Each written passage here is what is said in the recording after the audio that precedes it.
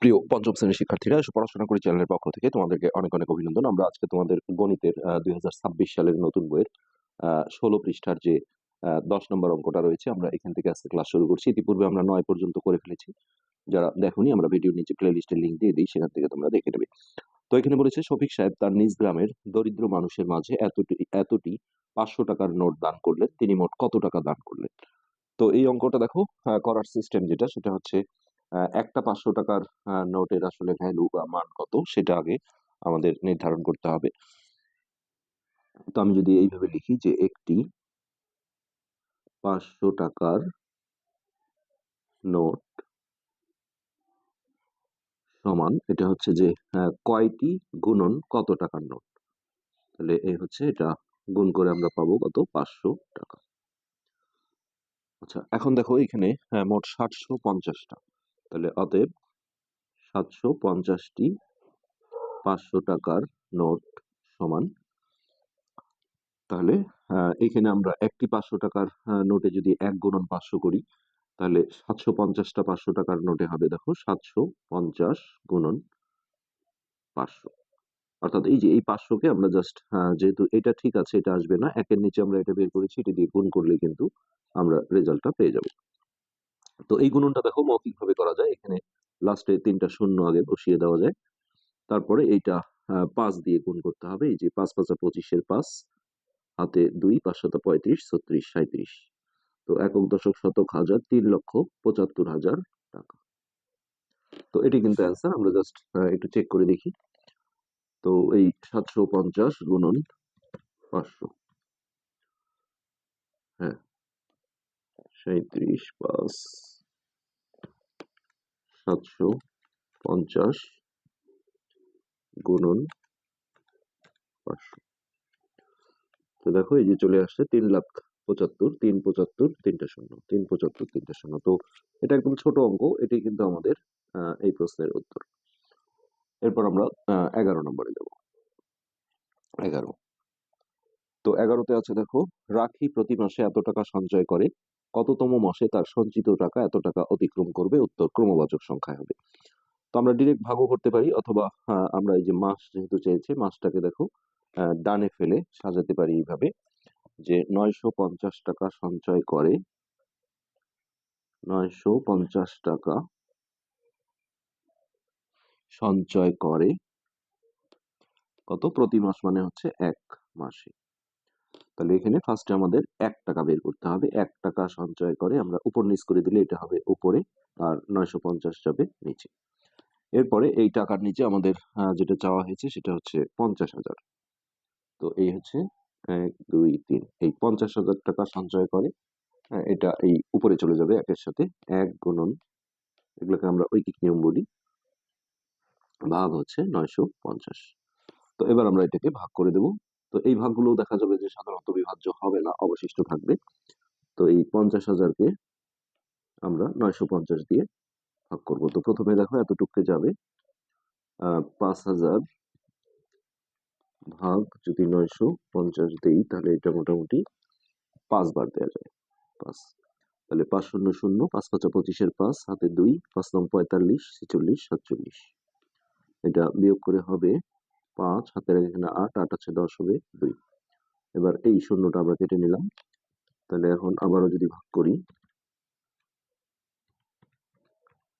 তো এটা 2 বার যায়, 2 বার।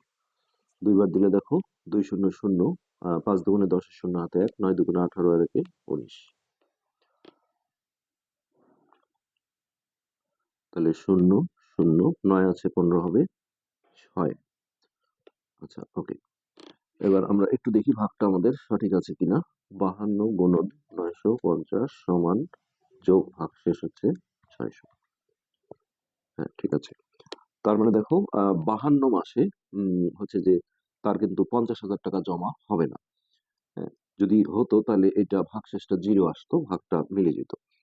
তার মানে 50,000 টাকা হচ্ছে জমা হতে গেলে তার আরো 1 মাস তাকে জমা করতে হবে, যেহেতু এখানে বলা আছে যে 50,000 টাকা অতিক্রম করবে। তার আগে আমরা এখানে একটু একটা কথা লিখে দেব, যে ভাগফল 52 ভাগশেষ 600। হ্যাঁ, তারপরে আমরা এই কথাটা লিখে দেবো যে অতএব 52 যোগ 1 সমান 53তম মাসে তার সঞ্চিত টাকা এই 50,000 টাকা অতিক্রম করবে, মানে এটা পার হয়ে যাবে, টাকা অতিক্রম করবে। তাহলে এখানে আমাদের অ্যান্সার হচ্ছে 53তম মাস। ওকে, এবার আমরা 12 নম্বরটায় আসছি।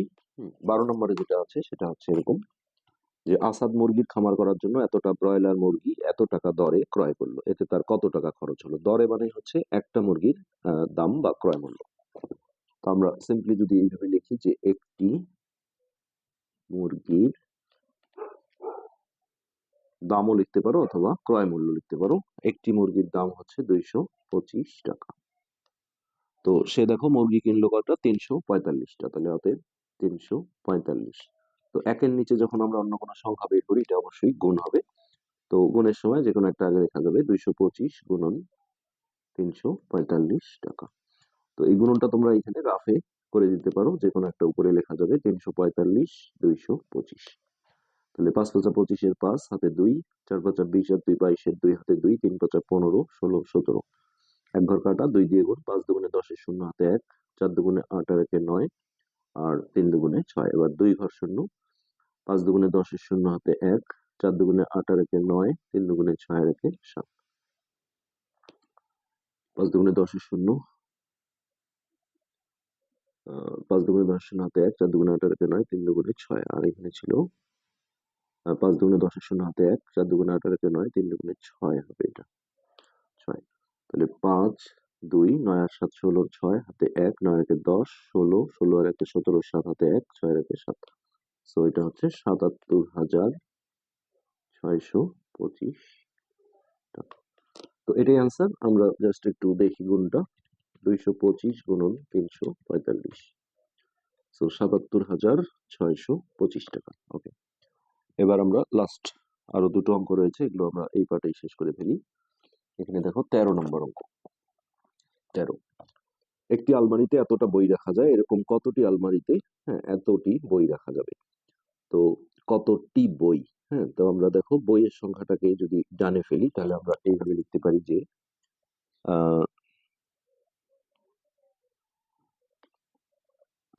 একটি আলমারিতে এতটি বই রাখা যায়। তাহলে দেখো এইভাবে লিখবো যে এতটি বই রাখা যায় একটি আলমারিতে। তাহলে অতএব একটি বই রাখা যায় 1 ভাগ, এইভাবে আসলে 5-এ করাই ভালো, ডাইরেক্ট ভাগ না করে। তারপরে এই বইয়ের নিচে যে বইটা দেওয়া আছে 3 7 3 7 9 6 8 0, তো এটা যাবে উপরে। তাহলে 3 7 9 6 8 0 ভাগ হচ্ছে 560। তো এটা আমাদের ভাগ করে নিতে হবে। তাহলে দেখো 3 7 9 6 8 0। তো সিম্পলি প্রথমে এখানে আমাদের 4 ঘর পর্যন্ত নিতে হবে, যেহেতু 3 ঘরে আসলে ছোট হয়ে যায়। 3 7 9 6, তো এটা 6 বার নিতে পারে। দেখো 6 বার, 6 বার দিলে হচ্ছে 6 0 0 6 6 36 6 হাতে 3, 5 6 30 আর 3 33। তাহলে 6 6 আছে 9 হবে, 3 3 আছে 7 হবে 4, এখান থেকে আমরা 8 কেটে নিলাম। তো এখন হচ্ছে 4,368, এইটাকে আমাদের 560 দিয়ে ভাগ করতে হবে। তো মোটামুটি দেখো 7 বার দেওয়া যায়। 7 0 0 6 7 42 2 হাতে 4, 5 7 35 36 37 38 39। তাহলে 8 2 আছে 6 হবে 4, 9 আছে 13 হবে, 10 11 12 13 4। এরপর আমরা এই শূন্যটা এখানে কেটে নিলাম। 4,480, এটাকে আমরা 560 দিয়ে ভাগ দেবো। তো এটা দেখো 8 বারে মিলে যায়। 8 বার দিলে 8 0 0 6 48 এর 8 হাতে 4, 50 40 আর 4 44। তো ভাগটা কিন্তু এখানে মিলে গেছে। তো এই যে এইটা যেটা ভাগফল আসলো এটাই হবে আমাদের আলমারির সংখ্যা 678টি। তো এইটা দেখো অনায়াসে উত্তর হয়ে গেছে, ভাগটা যেহেতু মিলে গেছে। তো এবার লাস্ট অঙ্ক যেটা 14 নম্বর, এই 14 নম্বর করলে আমাদের এই অধ্যায়টা কিন্তু পুরোপুরি শেষ। আমরা আজকে লাস্ট পার্টের ক্লাসটা করছি আসলে। তো এখানে দেওয়া আছে দেখো, একজন পেঁয়াজ ব্যবসায়ী এত টাকা দরে এত বস্তা পেঁয়াজ ক্রয় করলেন। তিনি প্রতি বস্তা পেঁয়াজ এত টাকা দরে বিক্রয় করলেন। ক নম্বরে চেয়েছে পেঁয়াজ ক্রয় বাবদ তার কত টাকা খরচ হলো। তো এই দরে বলা মানে দেখো, যদি বস্তা বলে তাহলে এক বস্তার দাম, কেজি বললে 1 কেজির দাম, এইভাবে। তবে এখানে যেমন দরে ছিল সেখানে হচ্ছে যে প্রতিটা মুরগির দাম, এইভাবে। তো এত টাকা দরে এত বস্তা পেঁয়াজ, তার মানে এক বস্তা পেঁয়াজের দাম হচ্ছে এটা। তাহলে এত বস্তা পেঁয়াজের দাম কত, এটা বের করলেই আমাদের ক নাম্বার হয়ে যাবে। তাহলে 14 ক আমরা সরাসরি বলবো, এক বস্তা পেঁয়াজের দাম, পেঁয়াজের দাম 1880 টাকা। কখনো যদি দরে বলে দেখা যায় যে কেজি বলেছে, তখন আমাদের 1 কেজির দাম বুঝতে হবে। তো এখানে 1264 বস্তা, তাহলে অতএব এটা অবশ্যই গুণ হবে, যেহেতু একের নিচে কোনো একটা সংখ্যা বের করলে এটা গুণ করতে হয়। তো আমরা যে কোনো একটা আগে লিখতে পারি, 1880 গুণন 1264। তো এই গুণনটা আমরা এই পাশে করে দিই, 1880 গুণন 1264। তো প্রথমে 4 দিয়ে গুণ, 4 শূন্য শূন্য, 4 8 32 2 হাতে 3, 4 8 32, 33 34 35 5 হাতে 3, 4 অক্ষে 4 আর 3 7। তারপর এক ঘর শূন্য, 6 দিয়ে গুণন, 6 শূন্য শূন্য, 6 8 48 8 হাতে 4, 6 8 48 49 50 51 52 2 হাতে 5, 6 অক্ষে 6, 7 8 9 10 11। আচ্ছা, এবার দেখো 2 ঘর, এটার জন্য দেখো এই ঘরটা ছিল, আর এটার জন্য এক ঘর শূন্য ছিল, আর এটার জন্য 2 ঘর শূন্য। এখন এটা দিয়ে আমরা গুণ করলে 2 শূন্য শূন্য, 8 দুগুণে 16 6 হাতে 1, 8 দুগুণে 16 আর 1 17 7 হাতে 1, 2 অক্ষে 2 আর 1 3। এবার এইখানে হচ্ছে এটার জন্য এক ঘর, এটার 2 ঘর, এটা 3 ঘর শূন্য হবে, 1 ঘর 2 ঘর 3 ঘর। তো 1 দিয়ে গুণ করলে আসলে ওটাই আসবে, 1 শূন্য শূন্য, 8 অক্ষে 8, 8 অক্ষে 8, 1 অক্ষে 1। তাহলে 0 2 8 5 13 3 হাতে 1, 6 1 7, 7 7 14 15 16, 16 6 হাতে 1, 8 7 15 আর 16 আর 17 7 হাতে 1, 8 আর 9 10 11 12 13 3 হাতে 1, 1 আর 2। আমরা একটু জাস্ট পরীক্ষা করে দেখি, 1880 গুণন 1264, 23 76 2 3 7 6 3 2 0। হ্যাঁ, ওকে। তো এইটা আমরা এখানে বসিয়ে দেবো, 2 3 7 6 3 2 0 টাকা। এটি কিন্তু আমাদের অ্যান্সার। তো এরপর এখানে খ নাম্বার হিসেবে আরেকটা অঙ্ক দেওয়া হয়েছে। তো এখানে যেটা বলা হয়েছে, পেঁয়াজ বিক্রির পর তার কত টাকা লাভ হলো। তো তার কিনতে লেগেছিল দেখো, আমরা ক থেকে যদি এটা নিয়ে আসি, যে ক হতে পেঁয়াজের পেঁয়াজের ক্রয় মূল্য বলতে পারি। ক্রয় মূল্য এই যে এটা, 2 3 7 6 3 2 0 টাকা। এবার আমরা দেখো বিক্রয় মূল্যটা বের করবো। এখানে বিক্রয় বলেছে তিনি প্রতি বস্তা পেঁয়াজ এত টাকা দরে বিক্রি করলেন। তাহলে আমরা যদি এইভাবে লিখি যে এক বস্তার বিক্রয় মূল্য 2150 টাকা, 2150 টাকা। তাহলে বস্তা কিন্তু ওই একই ছিল, 1264 বস্তা। তাহলে 1264 বস্তার বিক্রয় মূল্য, তাহলে এই 2150 গুণন 1264 টাকা। ওকে, এই গুণনটা আমাদের এখানে করে নিতে হবে, 2150 আর হচ্ছে 1264। তাহলে 4 শূন্য শূন্য, 4 5 20 শূন্য হাতে 2, 4 অক্ষে 4 আর 2 6, 4 দুগুণে 8। এটার জন্য আমাদের এক ঘর শূন্য, তাহলে 6 শূন্য শূন্য, 5 6 30 শূন্য হাতে 3, 6 অক্ষে 6 আর 3 9 আর 6 দুগুণে 12। এটার জন্য 2 ঘর শূন্য, তাহলে 2 শূন্য শূন্য, 5 দুগুণে 10 এর শূন্য, হাতে 1, 2 একে 2 এর একে 3 আর 2 দুগুণে 4। তো এটার জন্য আমাদের 3টা ঘর শূন্য হবে, 1, 2, 3। তো 1 দিয়ে গুণ করলে এগুলোই থাকবে, 1 শূন্য শূন্য, 5 অক্ষে 5, 1 অক্ষে 1, 2 অক্ষে 2।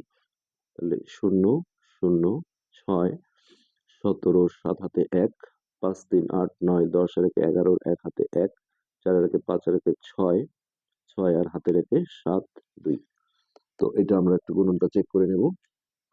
2150 গুণন 1264। তো 2, 7, 1, 7, 2, 7, 1, 7, 6, 0, 0। এটা আমরা এখানে বসিয়ে দিই। 2, 7, 1, 7, 6, 0, 0 টাকা। তো লাভ মানে হচ্ছে এই বিক্রয় মূল্য থেকে ক্রয় মূল্যটা বিয়োগ করতে হবে। তো এইখানে আমরা লিখি যে লাভ হলো, তো এটা বড়, এটা থেকে বিয়োগ হবে 2, 7, 1, 7, 6, 0, 0 বিয়োগ এই ক্রয় মূল্যটা 2, 3, 7, 6, 3, 2, 0 টাকা। এইটা বিয়োগ করে যেটা পাবো আমাদের সেটাই অ্যান্সার হবে। তো 0, 0 বিয়োগ করে 0, 2 আছে 10 হবে 8, হাতের আগে এখানে আসলো 4, 4 আছে 6 হবে 2, আর এটা 6 আছে 7 হবে 1, 7 আছে 11 হবে 4, হাতের এখানে আসলো 4, 4 আছে 7 হবে 3। তাহলে এই টাকাটাই কিন্তু আমাদের লাভের পরিমাণ। আমরা যদি বিয়োগটা একটু চেক করে দেখি, 2, 7, 1, 7, 6, 2টা 0, বিয়োগ হচ্ছে 2, 3, 7, 6, 320। তো 34, 12, 80। হ্যাঁ, ওকে, এটাই হলো অ্যান্সার। তো আজকের পার্ট আমরা এখানে শেষ করছি। পরবর্তী পার্টে আমরা ইনশাল্লাহ পরবর্তী দ্বিতীয় অধ্যায়ে চলে যাবো। আজকে এ পর্যন্তই। ধন্যবাদ।